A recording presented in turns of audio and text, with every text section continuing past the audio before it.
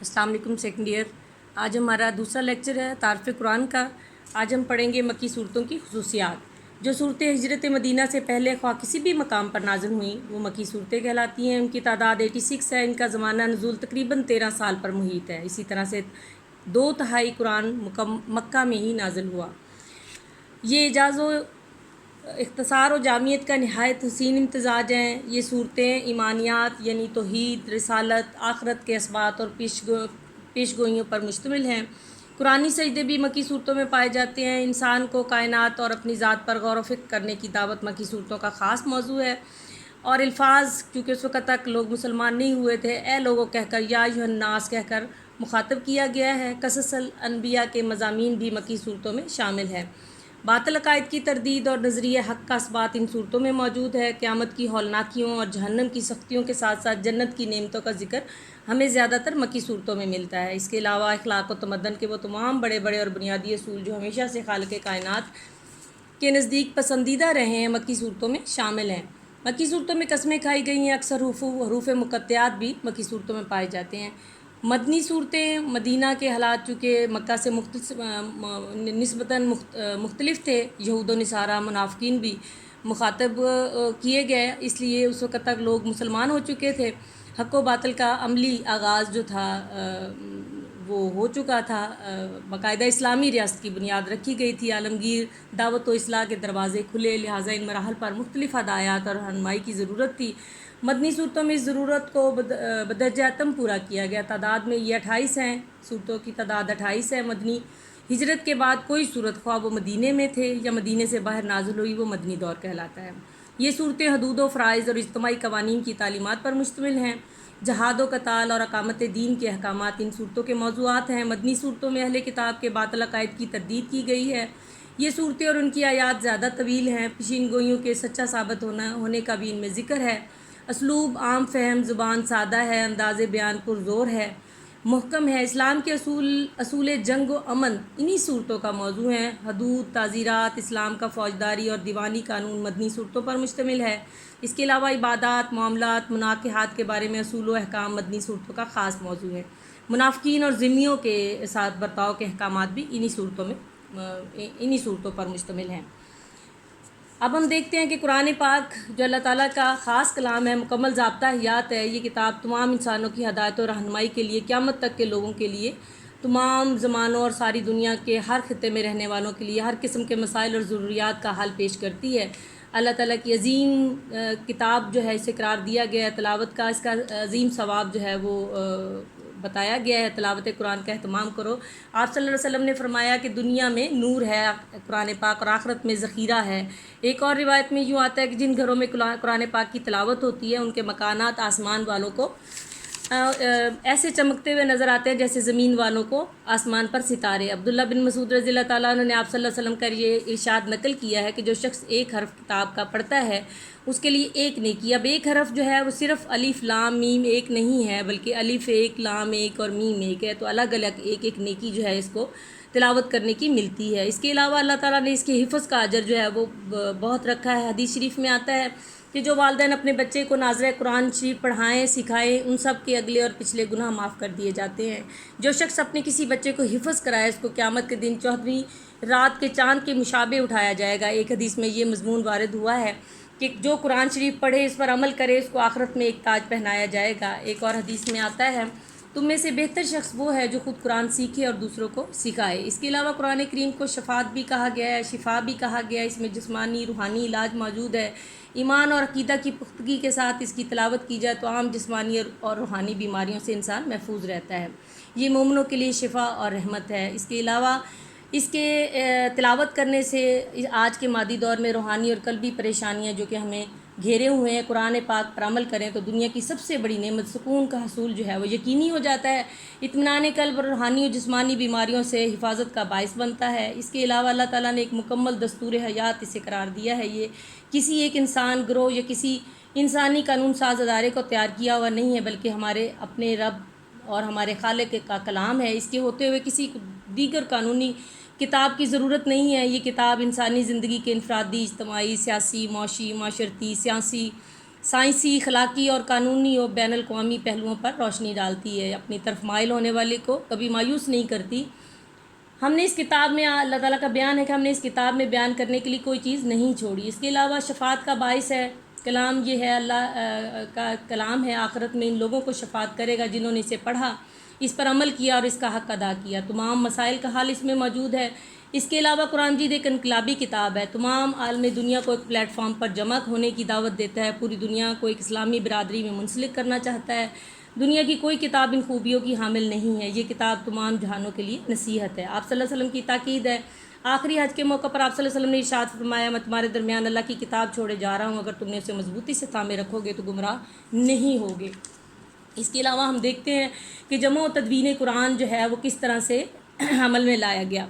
آپ صلی اللہ علیہ وآلہ وسلم چونکہ آخری نبی ہیں، آپ پر نازل ہونے والی کتاب آخری کتاب ہے، اور اللہ تعالیٰ نے چونکہ اس کی حفاظت کا خود وعدہ فرمایا ہے، اس لیے آپ نے اللہ تعالیٰ کا ارشاد ربانی ہے، اِنَّا نَحْنُ نَزَّلْنَا الذِّکْرَ وَإِنَّا لَهُ لَحَافِظُونَ، ہم نے ہی اس ذکر قرآن کو نازل کیا اور ہم ہی اس کے محافظ ہیں۔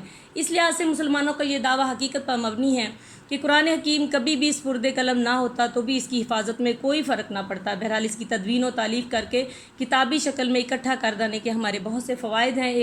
ایک غلط فہمی کا ازالہ ضروری ہے کہ قرآن حکیم آپ صلی اللہ علیہ وسلم کی حیات طیبہ کے بعد جو مدون ہوا، لیکن کیا یہ عہد رسالت میں تکمیل کے مراحل میں داخل نہیں ہوا تھا؟ تو اس کا جواب بھی تاریخی طور پر خود قرآن حکیم نے خود دیا ہے کہ قرآن میں اس کتاب کے نام سے ہی ذکر آتا ہے۔ کتاب کے معنی لکھی ہوئی چیز ہے، جیسا کہ مندرجہ ذیل قرآنی شہادت سے ظاہر ہے کہ الف لام میم ذالک الکتاب لا ریب فیہ۔ الف لام میم یہ ایسی کتاب ہے جس میں کوئی شک نہیں ہے، یہ ایسی کتاب ہے جو آپ پر نازل کی گئی، قسم ہے لکھی ہوئی کتاب کی جو کشادہ ورق میں ہے۔ اس کے علاوہ حضرت عثمان سے روایت ہے کہ حضرت محمد صلی اللہ علیہ وآلہ وسلم پر جب بھی کوئی آیت نازل ہوتی تو آپ کاتبین وحی کو بلا کر اس کو لکھوانے کا اہتمام کرتے کہ اس آیت کو فلاں صورت میں فلاں جگہ پر تحریر کر لو۔ اس کے علاوہ حضرت عبداللہ بن عمرو بن عاص کہتے ہیں کہ میں نے آپ صلی اللہ علیہ وسلم کی حیات طیبہ میں ہی سارا قرآن جمع کر لیا تھا اور ایک رات میں ہی سارا پڑھ لیا کرتے تھے۔ جب آپ کو علم ہوا تو آپ نے انہیں کہا کہ ایک مہینے میں ختم کیا کرو۔ اس کے علاوہ تدوین کے معنی و مفہوم آ جاتے ہیں کہ قرآن کی ترتیب تدوین کا کام آپ کی حیات طیبہ میں تکمیل کو پہنچ چکا تھا، لہٰذا قرآن حکیم ایک کتاب اور مصحف کی شکل میں کتابت شدہ اور یکجا موجود نہ تھا۔ تدوین کا مفہوم یہ ہے کہ کتابی شکل میں اکٹھا کر کے سرکاری طور پر حکومت کے پاس ایک مستند نسخہ محفوظ رہے تاکہ آئندہ کوئی بھی اس میں کسی قسم کی کمی بیشی کی جرت نہ کر سکے۔ علاوہ سے اس کتاب کو ناظرہ بھی پڑھا جانا تھا، دوسری زبانوں میں بھی ترجمہ ہونا تھا، اس لیے حکومت کی نگرانی میں اس کے اہم فریضہ جو تھا وہ ادائیگی کی گئی، وہ حضرت ابوبکر صدیق رضی اللہ تعالیٰ عنہ کے وقت میں کی گئی۔ حافظ ابن حجر اسقلانی کہتے ہیں کہ قرآن کے متفرق اجزاء کا صحف یعنی کاغذ کے اوراق میں نقل ہونا ہے۔ اس کے علاوہ عہد رسالت میں ہم دیکھتے ہیں کہ آپ صلی اللہ علیہ وسلم نے اسے لکھنے کا باقاعدہ اہتمام کیا۔ اس کی ترتیب نزولی بھی ہے جبکہ توقیفی بھی ہے، یعنی جو ترتیب اس وقت موجود ہے یہ منشا الہی کے مطابق ہے جس کا علم اللہ تعالیٰ نے آپ صلی اللہ علیہ وسلم کو دے دیا تھا۔ عہد رسالت میں دو اہم کام ہوئے، کتابت اور حفظ۔ کتابت وحی کے بعض خوش نوی صحابہ کرام کو مقرر کیا ہوا تھا، جب وحی نازل ہوتی تو آپ صلی اللہ علیہ وسلم کاتبین وحی کو بلاتے اور لکھوا دیا کرتے، اور اس کا محل و مقام بھی انہیں بیان فرما دیا کرتے تھے۔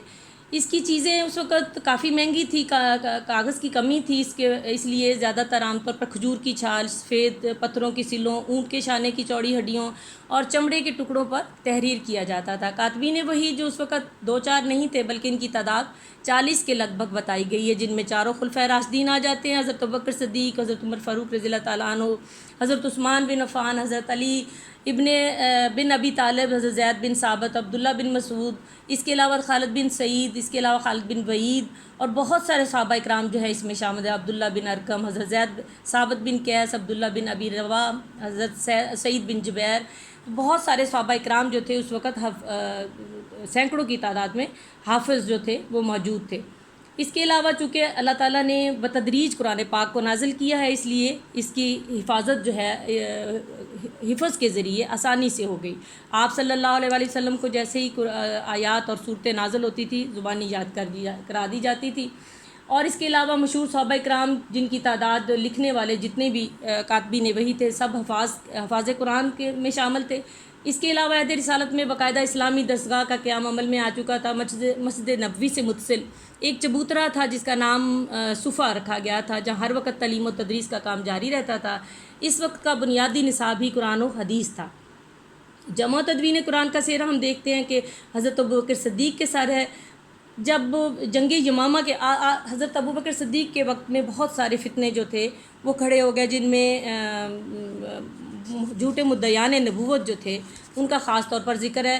جنگ یمامہ کے موقع پر مسیلمہ کذاب جو ہیں ایک بہت بڑا مارکہ ان کے ساتھ ہوا، اور اس وقت سینکڑوں کی تعداد میں اس مارکے میں حفاظ قرآن جو تھے وہ شہید ہو گئے۔ حضرت عمر فاروق رضی اللہ تعالیٰ نے جب یہ دیکھا تو انہوں نے آپ رضی اللہ تعالیٰ عنہ کو مشورہ دیا کہ اگر اسی طرح سے حفاظ انتقال کرتے رہے تو کہیں قرآن کی حفاظت میں کوئی خلل نہ پڑ جائے، بہتر یہ ہے کہ اسے حکومت کی نگرانی میں منتشر اجزاء کو ایک جگہ مدون کر دیا جائے۔ حضرت ابوبکر صدیق رضی اللہ تعالیٰ عنہ پہلے تو متفق نہ ہوئے، فرمایا کہ جو کام آپ صلی اللہ علیہ وسلم نے اپنی زندگی میں نہیں کیا میں کیوں کروں، لیکن حضرت عمر مسلسل ان سے درخواست کرتے رہے، لہٰذا صدیق اکبر نے استخارہ بھی کیا اور دیگر صحابہ سے مشورہ بھی کیا اور اس کام کے لیے تیار ہو گئے۔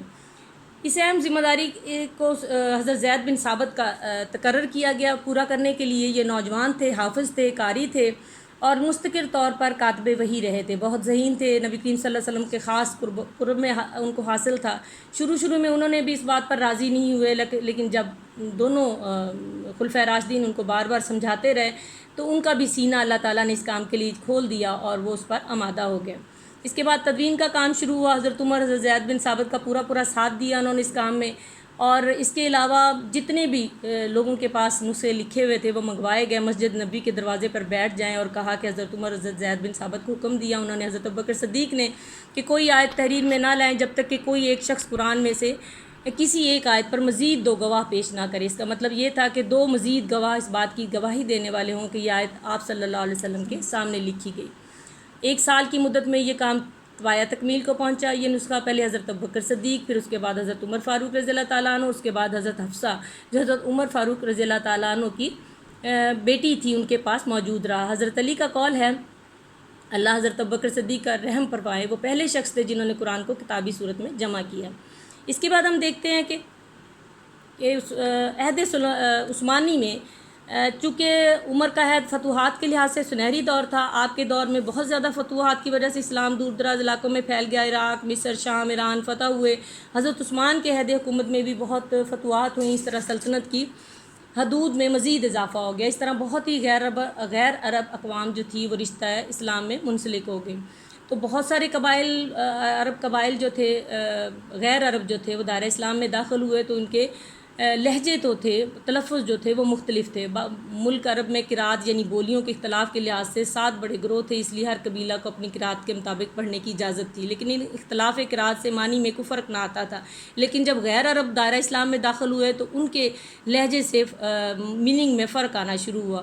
حضرت عثمان کے دور میں ایک صحابی حضرت حذیفہ نے عراق اور شام کی شمالی سرحدوں پر جہاد کے لیے گئے، وہاں انہیں اس بات کا مشاہدہ ہوا کہ لوگ اپنی اپنی قرات کو صحیح قرار دیتے ہیں اور قبیلہ اپنی ہی قرات کو صحیح سمجھتا ہے، ایسا نہ ہو کہ یہ سلسلہ آگے بڑھ کر نزاع اس میں بڑھ جائے اور لڑائی کا پیش خیمہ بن جائے۔